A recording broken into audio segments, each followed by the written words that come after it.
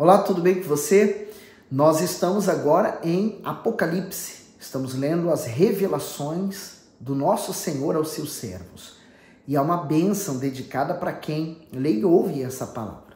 Pode ter certeza que seremos muito abençoados. E hoje nós vamos iniciar o capítulo 2, né? O capítulo 2 e o 3 também, ele vem com 7 cartas. As cartas do Senhor Jesus para o anjo da igreja. Mas essas cartas, elas são um perfil, é traçado o perfil de cada cristão que está hoje dentro da igreja. E quando falamos da igreja, eu não estou dizendo a denominação, né? Mas sim a igreja do Senhor Jesus, pois essa não tem placa. Essa igreja é a igreja dos remidos, dos salvos, dos convertidos. Mas aqui o Senhor Jesus traça um perfil de 7 igrejas. E essas 7 igrejas está inserida hoje em cada pessoa que está na igreja. Pode ser o seu perfil, pode ser o meu. Então, diante dessa carta, nós temos que analisar a nós mesmos. Então, hoje nós vamos falar sobre a igreja de Éfeso, né? A primeira igreja que o Senhor Jesus escreve essa carta para eles. Bom, se você então tem gostado desse conteúdo, partilhe o vídeo e dê o seu gosto, porque através desse gosto, o YouTube entende que você gosta desse conteúdo, vai aparecer para você e também vai aparecer para mais pessoas, tá bom? Como sempre, começamos orando. Ó Deus, nós oramos porque queremos, precisamos da Tua direção. Meu Deus, a nossa fé, ela não está apoiada numa religião ou religiosidade, mas na Tua Palavra. A Tua Palavra é o nosso guia, então fale conosco, Senhor, abrindo o nosso entendimento. Amém. Eu vou ler primeiro, né, todo o capítulo, sem entrar nos detalhes, né, que são os comentários que normalmente nós lemos. Eu quero ler toda a carta e depois nós vamos voltar relendo e falando dos comentários e fazendo comentários também. Então, ele diz assim, Apocalipse 2:1, escreve ao anjo da igreja de Éfeso, isso diz aquele que tem na sua destra as 7 estrelas que anda no meio dos 7 castiçais de ouro. Conheço as tuas obras e o teu trabalho e a tua paciência, e que não podes sofrer os maus, e puseste à prova os que dizem ser apóstolos e não são, e tu os achastes mentirosos. E sofreste e tens paciência, e trabalhaste pelo meu nome e não te cansaste. Tenho, porém, contra ti que deixaste o teu primeiro amor. Lembra-te, pois, de onde caíste, e arrepende-te, e pratica as primeiras obras. Quando não, brevemente a ti virei, e tirarei do seu lugar o teu castiçal, se não te arrependeres. Tens, porém, isto, que odeia as obras dos nicolaítas, as quais eu também odeio. Quem tem ouvidos, ouça o que o Espírito diz às igrejas. Ao que vencer, dar-lhe-ei a comer da árvore da vida, que está no meio do paraíso de Deus. Então, essa primeira igreja, ela é caracterizada pela ausência do primeiro amor. Então, é sobre isso o tema central da primeira carta, o primeiro amor. Então, aqui nós vemos o próprio Senhor Jesus escrevendo para nós. E ele começa assim, escreve ao anjo da igreja de Éfeso, né? Isso diz aquele que tem na sua destra as 7 estrelas que anda no meio dos 7 castiçais de ouro. Comentário diz, igreja de Éfeso, com cerca de 500 mil de habitantes e um importante polo mercantil, Éfeso se tornou a principal cidade da Ásia Menor. Era ainda o centro do culto a Diana, também conhecido como a deusa dos Efésios, cujo templo era considerado a 7ª maravilha do mundo. O evangelho chegou a essa cidade dominada pelo paganismo, por intermédio de Priscila e Áquila, um casal muito amigo do apóstolo Paulo, que o acompanhou em sua 2ª viagem missionária. Algum tempo depois, Priscila e Áquila foram ajudados por um pregador muito eloquente e fervoroso, chamado Apolo, para difundir as doutrinas do apóstolos entre os efésios. Paulo só retornou a Éfeso em sua 3ª viagem missionária e ali fixou residência por 3 anos. Nesse período, ele pôde realizar um grande trabalho de evangelização com muita demonstração de poder e grandes milagres. A igreja de Éfeso era considerada a principal e a mais desenvolvida da Ásia, e foi a partir dela que as outras 6 igrejas foram fundadas.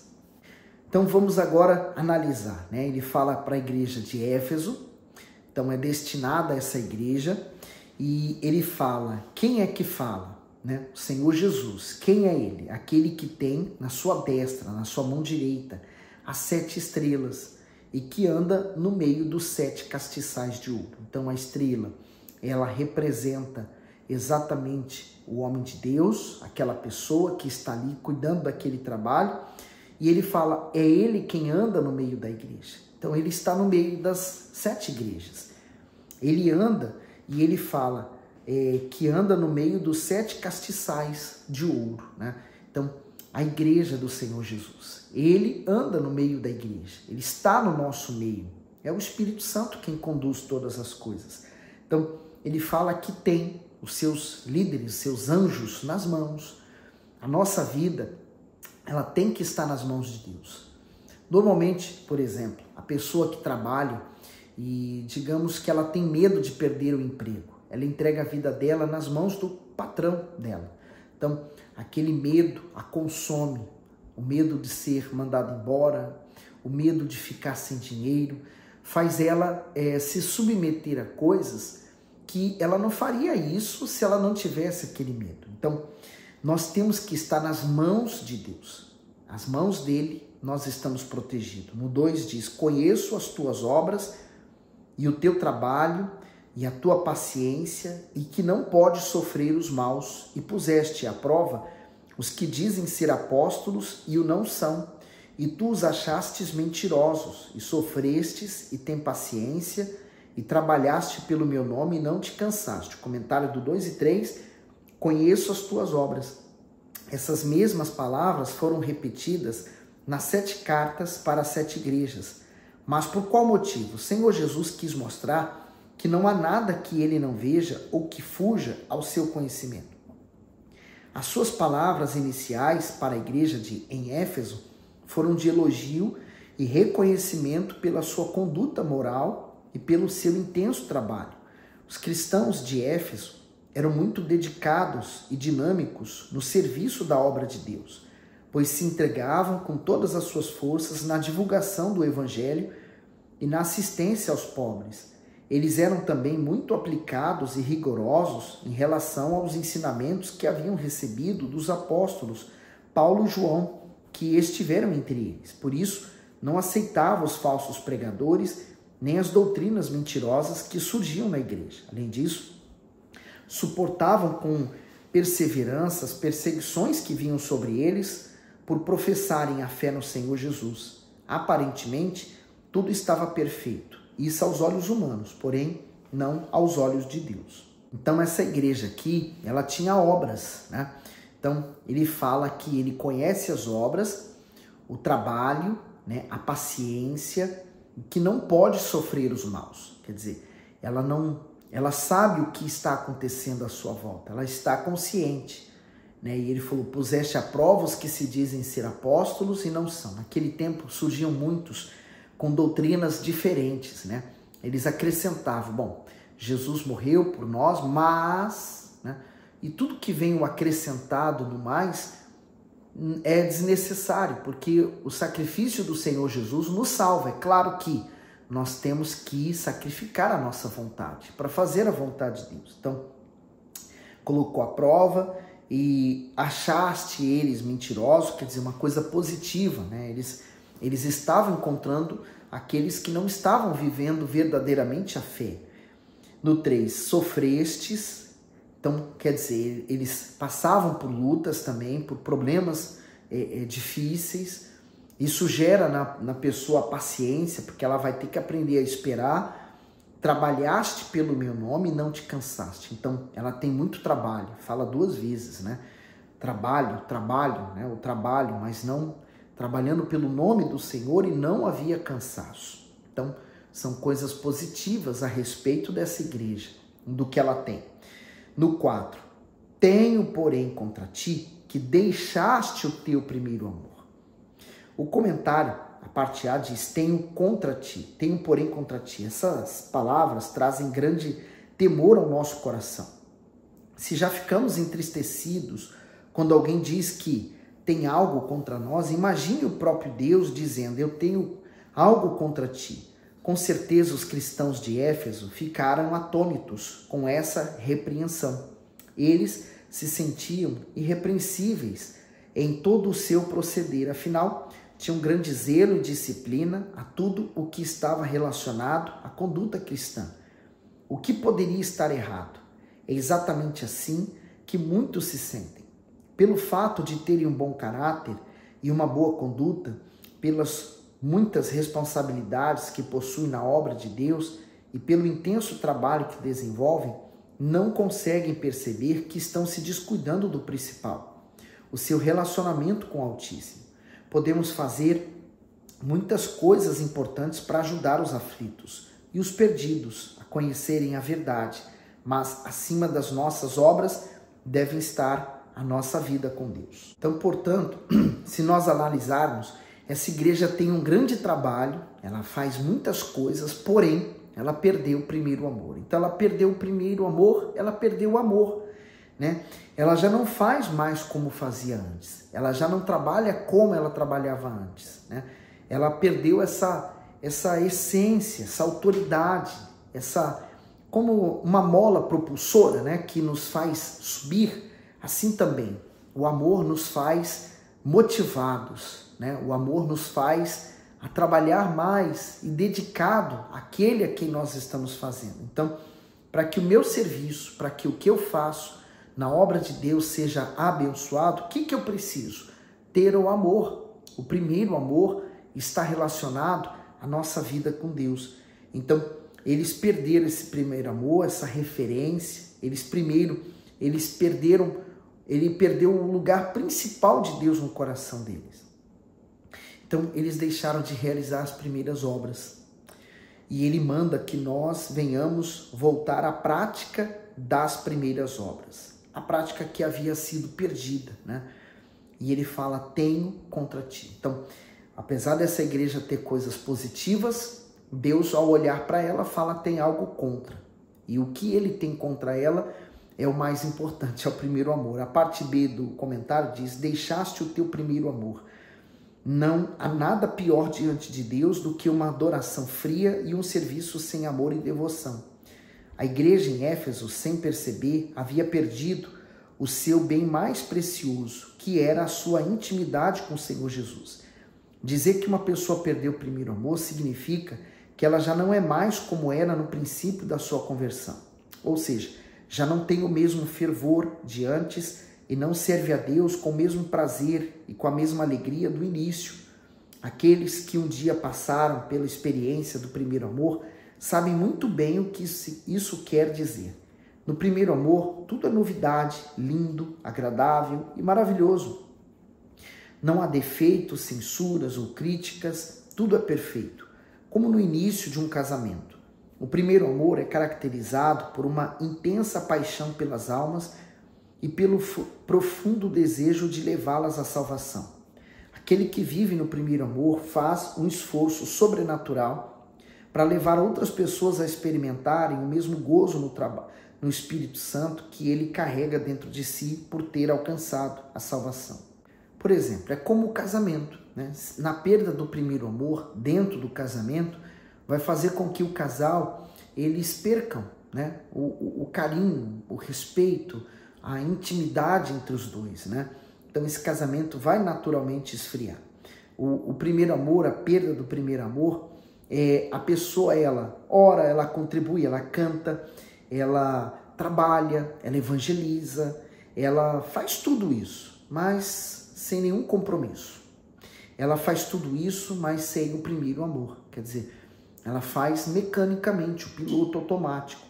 E muitas pessoas nas igrejas, como é que elas perderam o primeiro amor? Quando elas entraram para algum negócio e esse negócio rouba totalmente o tempo delas, as relações que ela tem, os tipos de pessoas com que ela conversa, O tempo livre que ela tem já não é mais para as coisas de Deus, às vezes é para ela mesma. O tempo dela, por exemplo, é gasto com as redes sociais. Então, o tempo que ela tem na rede social não é o mesmo tempo que ela tem para a leitura da Bíblia. Então, estar no primeiro amor é sofrer, a ter a disposição de você sofrer. Sofrer mais do que o trabalho. O maior significado, por exemplo, do grão, o grão de trigo, ele morre para que ele possa nascer. Então, assim também, a pessoa que está no primeiro amor, ela morre para as suas vontades, ela morre para os seus desejos. Então, ela renasce para Deus e ela faz a vontade de Deus. Então, a cruz, né? O amor pela cruz, o amor da cruz. O Senhor Jesus nos amou de tal maneira, por isso ele foi crucificado. Eu amo a Deus de tal maneira, por isso também morro por ele. Então, nós temos que ser absorvidos não pelas grandes atividades que nós fazemos, mas pelo meu amor por ele. E claro, se eu amo a Deus, naturalmente eu vou ter várias atividades que eu vou fazer com todo empenho, com todo carinho. Então ele disse: tenho, porém, contra ti que deixaste o teu primeiro amor, lembra-te, pois, de onde caíste, arrepende-te e pratica as primeiras obras. Quando não, brevemente a te virei e tirarei do seu lugar o teu castiçal, se não te arrependeres. O comentário diz assim: lembra-te, pois, de onde caíste. Esse lembrar não é somente para recordar o ponto de onde caiu, mas para refletir sobre o que ocasionou a queda. Por exemplo, há pessoas que estavam firmes na fé, servindo a Deus com alegria e satisfação, porém, ao passarem a ouvir e a conviver com alguns que estavam contaminados espiritualmente, começaram a cair, pois a pureza da fé deu lugar à malícia, e tudo passou a ser visto com maus olhos. Outros se deixaram enganar pelo coração, pois se tornaram orgulhosos e vaidosos pelo serviço prestado na obra de Deus e pela posição de destaque que ocuparam. Enfim, cada um sabe muito bem onde caiu, e se quiser se levantar, deve ter a sinceridade de reconhecer que foi o único culpado pela própria queda quando deixou de seguir as orientações do Espírito Santo. Todo o nosso trabalho na obra de Deus terá recompensa, desde que estejamos no centro da sua vontade. O que não adianta é fazer a sua obra caído espiritualmente, pois isso não tem valor algum diante de Deus. O amor pelo Senhor Jesus ainda arde dentro de você, ainda tem aquela força dentro de você que te motiva, que leva você a uma obediência a Deus, a um serviço a Deus. Por que lá atrás, né, na igreja primitiva, os cristãos tinham essa fé tão devota, tão entregue, né? Porque a palavra de Deus entrou nela. Então, a palavra de Deus, ela tem entrado em você? Como é que está aí? Aqueles primeiros cristãos, eles amavam tanto a Deus, tanto ao Senhor Jesus, que deu a vida por eles, e a palavra deles, que eles não se importavam com o dinheiro, com os bens materiais, nem com eles próprios, nem com seus familiares. Eles estavam dispostos a qualquer coisa, mas foram esfriando, perdendo esse primeiro amor. A parte B diz assim: arrepende-te e pratica as primeiras obras. Essas palavras servem de alerta àqueles que começaram tão bem sua vida com Deus, mas com o tempo se descuidaram. A igreja de Éfeso apresentava obras que agradavam ao Senhor. Por exemplo, não suportava homens maus, pois colocou à prova os falsos apóstolos e os achou em mentira, resistia às provações por amor ao nome do Senhor Jesus, era perseverante e não se deixava esmorecer, e odiava as obras dos nicolaítas. No entanto, mesmo fazendo tudo isso, estava caída por ter abandonado o primeiro amor.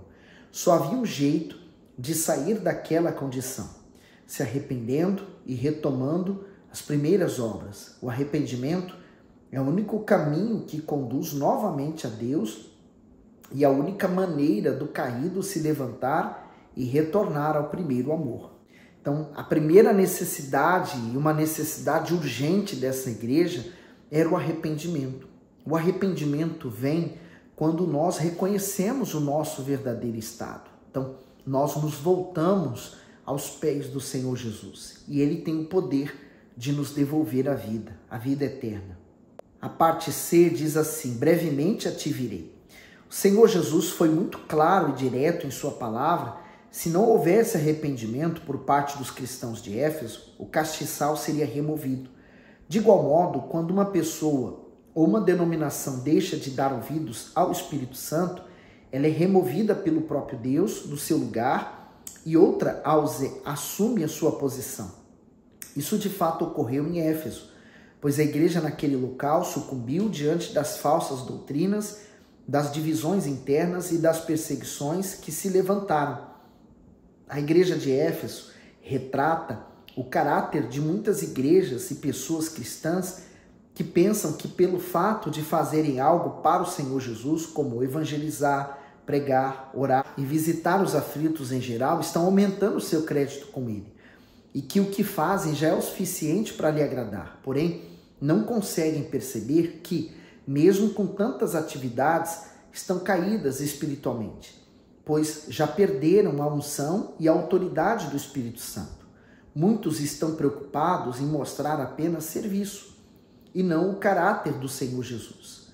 Por isso, o que fazem não tem qualidade. Para Deus, o que somos e o que Ele representa para nós é mais importante do que o que fazemos. Então, lembrar-se é uma atitude de reflexão, né? Voltar lá atrás, voltar a olhar para trás, voltar a consertar os meus erros, aonde eu caí, aonde foi o princípio da minha queda, né?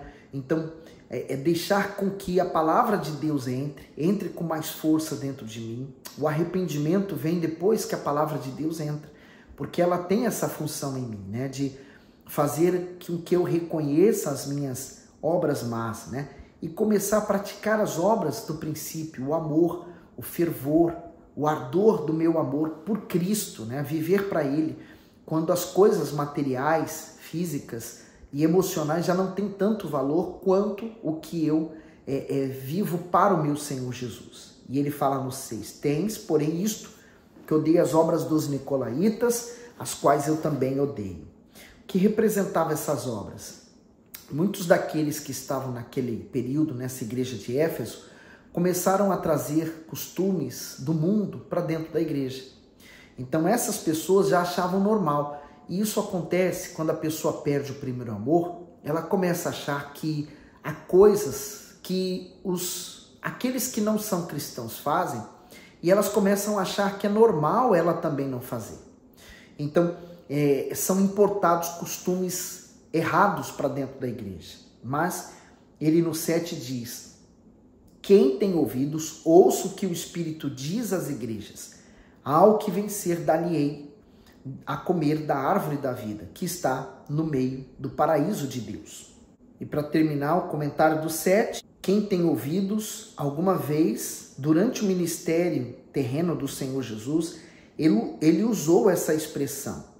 Agora, no término de todas as cartas às igrejas, ele a usa novamente. Suas palavras focam na vida eterna, daí o seu desejo profundo de que sejam ouvidas. Normalmente temos ouvidos para atendermos às vozes exteriores, isto é, as palavras ou as circunstâncias, mas dificilmente para ouvirmos a voz do Espírito Santo, que nos é dirigida por meio da sua palavra. A parte B diz: ao que vencer.